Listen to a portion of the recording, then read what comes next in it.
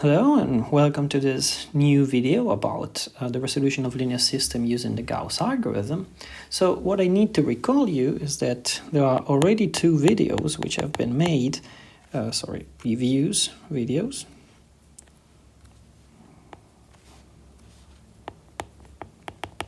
Previous videos, which are the following two. The first one is linear systems, the Gauss algorithm 1,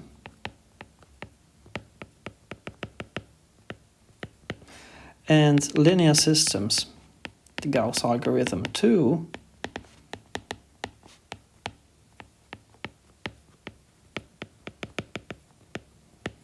which may be found either on the YouTube channel or on the Mathy project, or on the webpage of the Mathy project. And in these two videos, we showed you how to use the Gauss algorithm to solve a linear system, either by transforming it into an upper triangular form. This was the first algorithm, the first video, or by either transforming the linear system into a diagonal one. This is the second video. So today what I'm going to show, this is my aim, is to show some particular cases.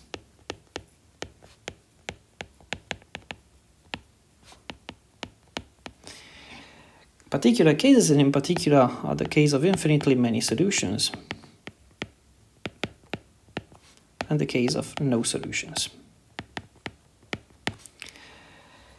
And so let me give you again an example of what of this kind of particular cases.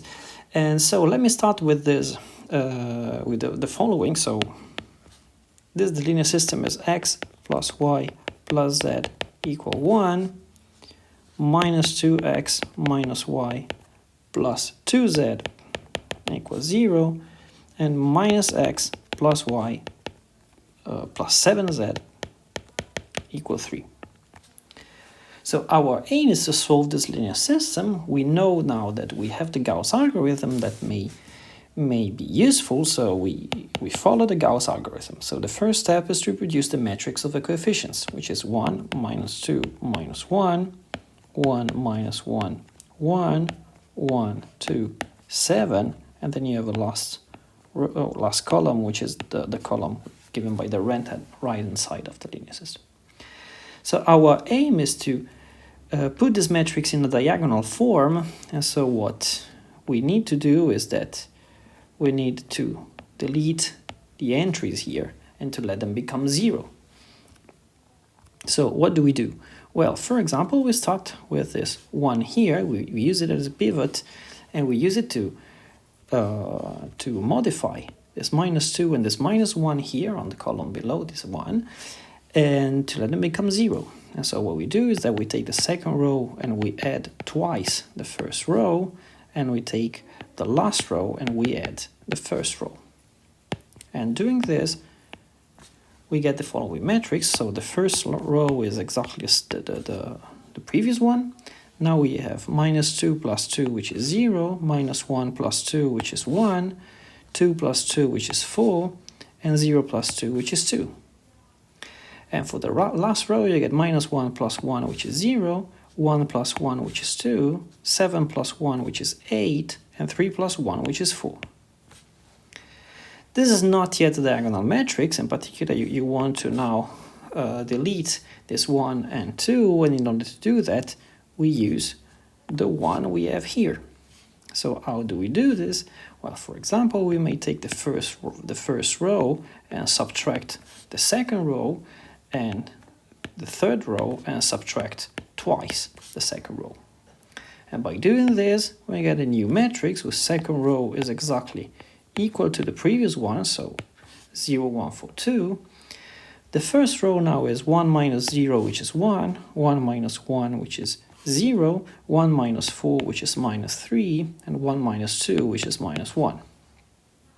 And for the last row, you get 0 minus 0, which is 0, 2 minus 2, which is 0, 8 minus 4, which is 0, and 4 minus 2, which is 0.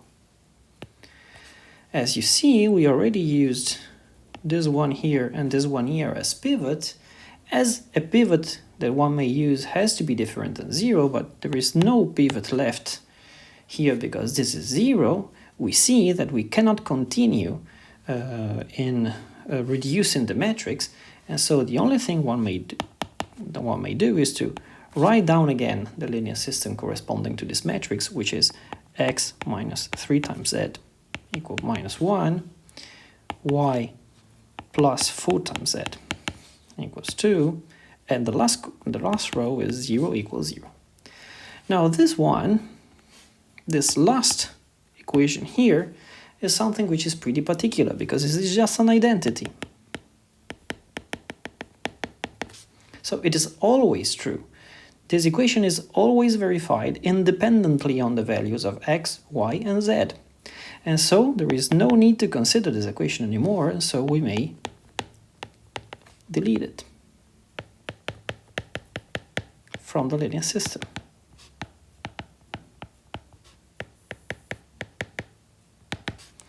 This implies that once you do that, well, you get a new linear system, which is simply x minus 3z equals minus 1, and 1 plus 4z equals 2. And as you see, the variable z is in common between these two equations, so you may use it to give an explicit formula of x and y, which depends on z. So it is minus 1 plus 3z for x and 2 minus 4z for y. So this says that, conclusion, the linear system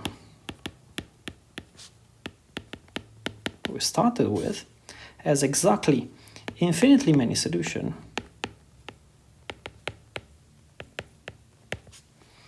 which are the form, so they depending on one parameter, z, and they are of the form minus 1 plus 3 times z, 2 minus 4 times z, z for every z real number. So this happens because performing the Gauss algorithm, at some point you stumble upon a line like this in the matrix, which is a line given only by zeros, both on the left-hand side and on the right-hand side. So now let's see what happens if one modifies a little bit the linear system we started with. So instead of taking exactly the same one, I write the following one.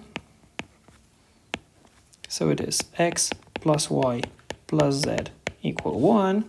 So you see the first equation is exactly the same. For the second equation, we take exactly the same again. So it is going to be minus 2x minus y plus 2z equals 0. And for the last equation, we just modify the last entry. So it is minus x plus y plus 7z equals 2. So we start again with the method, the Gauss algorithm. So we write down the matrix here. It is going to be 1, minus 2, minus 1, 1, minus 1, 1, 1, 2, 7.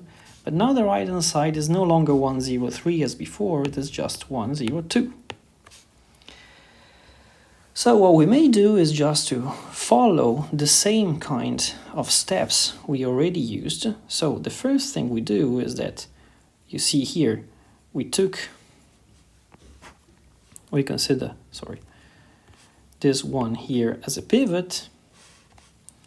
We just take the second row and we add twice the first row. We take the third row and we add the first row. What we get in this way is a matrix which is 1, 1, 1, 1 as the first row. The second row is exactly 0, 1, 4, 2 as before. If I remember correctly, let me write it down. So it is exactly 1, 0, 0, 1, 4, 2. And for the last row, it is going to be 0, 2, 8.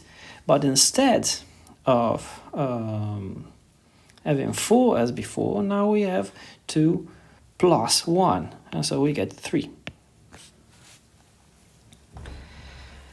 And now we use this 1 as a pivot again. So we take the first row minus the second, and the third row minus twice the second. Now we get the matrix, which is 0, 1, 4, 2 as a second row, and now it has 1, 1 minus 1, which is 0, 1 minus 4, which is minus 3, and 1 minus 2, which is minus 1, exactly as before. And now we get 0 minus 0, which is 0, 2 minus 2, which is 2, 8 minus 8, which is 0, and 3 minus 4, which is now minus 1. And now again you see there is no pivot anymore, because we already used this 1 here, and the 0 here can no longer be used. So what we do now is that we just write down the linear system corresponding to this matrix, which is x minus 3z equals minus 1, and y plus 4z equals 2, and then you have 0 equal minus 1. But if you now take a look at this last equation, you see immediately this is false. And this is independently on the values of x, y, and z. As a linear system, as a solution of a linear system is a solution of all the equations in the linear system, this shows that there is no solution.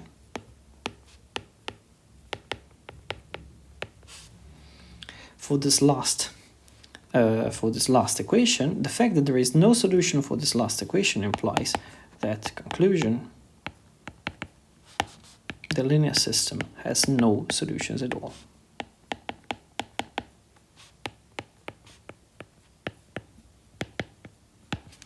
So as you see, there's this new particular case, and what I want to remark here is that the last row of the matrix is now a row having zeros on the left-hand side and something which is not 0 on the right-hand side. This is exactly the typical situation you stumble upon when the linear system has no solutions. And this completes somehow all the possible situations you may meet when dealing with the Gauss algorithm to resolve a linear system.